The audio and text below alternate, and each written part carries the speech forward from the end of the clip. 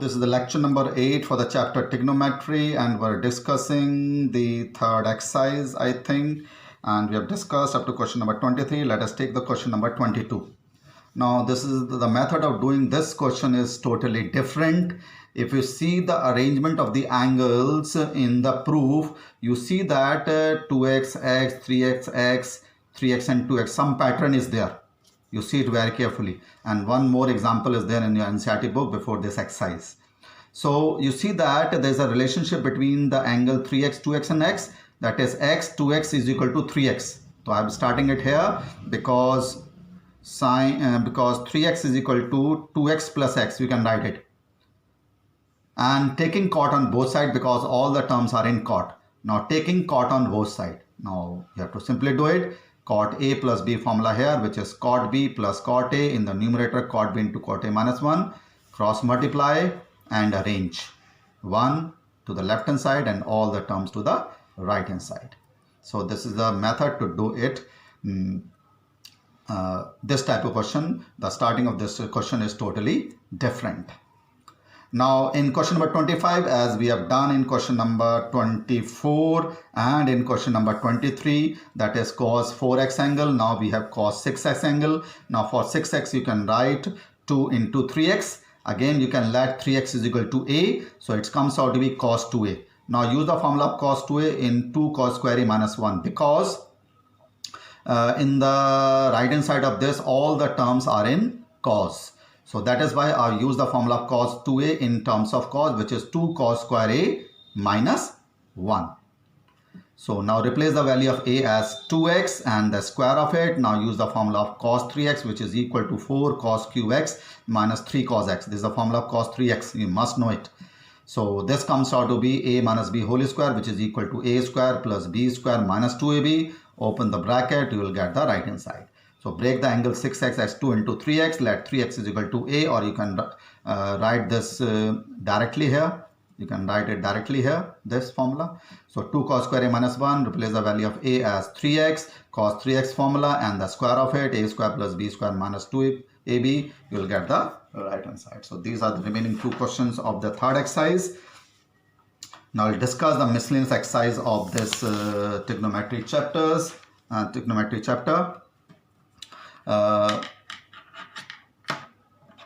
Question number 1, see it carefully. Now this is, see the terms very carefully, you can do it 2 ways. Now see it very carefully, it is 2 cos a cos b formula you can use here, or you can use as cos a plus b formula here. I am starting from this 2 cos a cos b, which is equal to cos a plus b plus cos a minus b. I have done 2 cos a cos b formula as 2 cos a cos b is cos a plus b plus cos a minus b. Okay, I am taking it here. Now add these 2 angles, which is 10 pi upon 30, subtract these 2 angles, which is equal to minus 8 pi upon 13, a minus 8 pi upon 13. Now cos minus theta is plus cos theta. Cos minus theta is plus cos theta. And in the remaining 2 terms, see it very carefully. For 3 pi by 13, you can write pi minus 10 pi upon 13. How I have written this? By seeing this term, these 2. See the relationship. If I subtract this from pi, you will get this. So that is why for 3 pi upon 13, I can write 13 minus 10 pi upon 13. If you subtract this, you will get 3 pi by 13. For pi by 13, I have written pi minus 8 pi by 13 by seeing this 8 pi upon 13 here. So for cos 5 pi by 13, I can write pi minus 8 pi by 13, because if you subtract this angle, you will get 5 pi by 13. Now cos 180 minus theta is minus cos theta. In the second quadrant, cos is negative. Cos 180 minus theta is again minus cos theta, and you see it, these terms will be cancelled out to obtain the value of this expression.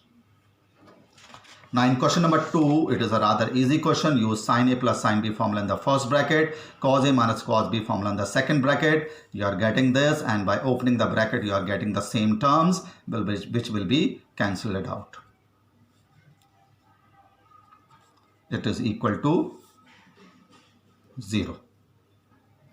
Now in question number 3, it is somewhat easy question. In the first bracket, use the formula of sine cos A plus cos B, and in the second bracket use the formula of sine A minus sine B in the starting. So the formula for cos A plus cos B is 2 cos A plus B upon 2 cos A minus B upon 2, and the formula was sine A minus sine B is 2 cos A plus B upon 2 sine A minus B upon 2. Now if you see it carefully, you are getting a common as 4 common, cos square x plus y upon 2, cos square x by 2 common in both the brackets. So what you are getting here, cos square x minus y upon 2, sine square x minus y upon 2. You can increase one step here. You can find the square first and then you take common, or rather you can take common directly as I have done. Now sine square theta plus cos square theta is 1. See the second bracket carefully. Cos square theta plus sine square theta is equal to 1. Theta is x minus y upon 2, x minus y upon 2. So the answer is 4 cos square x plus y upon 2. Similarly is the question number 4. See it carefully. Cos A minus cos B formula, sin A minus sin B, minus 2 sin A plus B upon 2 sin A minus B upon 2, sin A minus sin B formula is 2 sin cos A plus B upon 2 cos A minus B upon 2. Whole square of this, again you can, I've done here the square, 4 sin square, 4 cos square, sin square.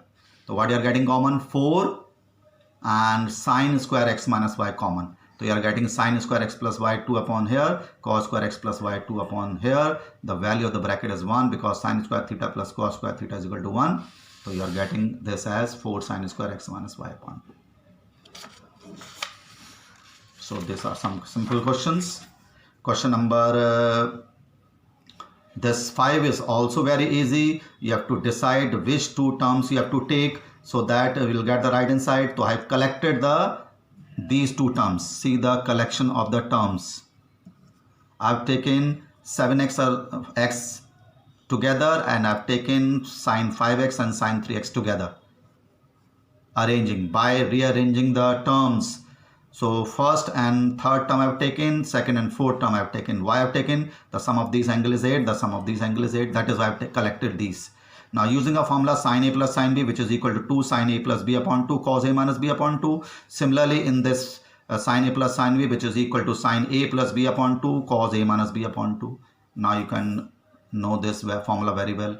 Now 2 sin 4x common in these two terms. So I am getting cos 3x and cos x here. 2 sin 4x common I have taken. Sin cos A plus cos B formula here in the bracket. So 2 cos A plus B upon 2 cos A minus B upon 2. You will get the right hand side. Question number 6 is rather more simple because the bracket sign is already there. You have to use the formula of sin A plus sin B in this bracket and sin A plus sin B in this bracket, cos A plus cos B in this bracket, cos A plus cos B in this bracket. So this. Now you can do it. I'll not explain it now. Now you are getting a common 2 sin 6x common in the numerator and 2 cos 6x common in the denominator. Cos x will be there and cos 3x will be there, cos x will be there, cos 3x will be there, will be cancel out. So sin upon cos will be 10 and the angle is 6x. Now in question number 7, again you have to arrange the terms. So I have taken the term first and third and let the second term as it is. Why I am doing so? Because if you use the formula of sin A minus sin B in the first and third, you are getting 2 cos A plus B upon 2 sin A minus B 2, and using the formula of sin 2x here, which is equal to 2 sin x cos x. By doing so, we are getting 2 sin x common in both the terms. 2 sin x common in both the terms. Say it carefully. Now you use the formula of cos A plus cos B in these two terms, which is 2 cos A plus B upon 2 cos A minus B upon 2. So it means in these types of questions, you have to see which two terms you have to take so that the arranging the terms and using a formula, the better arrangement will be there to take common and use the formula. So these are the questions up to 7. Now question number 8, 9, 10 are just same, and in this you have to find the value of sine x by 2, cos x by 2 and tan x by 2 in all the terms, and see the positive and negative sign, which quadrant is given, and which terms trigonometric ratio will be positive and which will be negative. So see it very carefully, and it is an important question. Tan x is given minus 4 by 3 where x belongs to second quadrant. Angle in the second quadrant means tan x will be negative. Now because the angle x in the second quadrant therefore is half angle within the first quadrant. Now you can take an example, take angle in the second quadrant be 100, and if you half of it you will get 50, which is in the first quadrant. So if x in the second quadrant, the x by 2 will lie in the first quadrant. You have to find the value of sine x by 2. You learn this formula, which is equal to under root 1 minus cos x upon 2. And cos x by 2 is equal to under root 1 plus cos x upon 2. If you don't know this formula, so learn it carefully. Whether you have to find sin x by 2 or you have to find cos x by 2, you need the value of cos x. ये आपको ध्यान रखना है. So tan x is given and you have to find the value of sin x by 2, and to find the sin x by 2 we need cos x. So from tan x first of all find cos x. So from tan x you can find sec x, which is equal to under root 1 plus tan square x. Sec x is equal to under root 1 plus tan square x, and because x lies in the second quadrant, so sec x will be negative. So be careful with the negative and positive sign. X angle in the second quadrant, so from the tan x we are finding sec x. Sec x is negative in the second quadrant, and sec x is equal to under root 1 plus tan square x. Tan x is 4 upon 3, so it will be 16 upon 9. Simplify it, you will get the value of sec x, and the value of cos x will be the reciprocal of sec x, which is equal to minus 3 upon 5.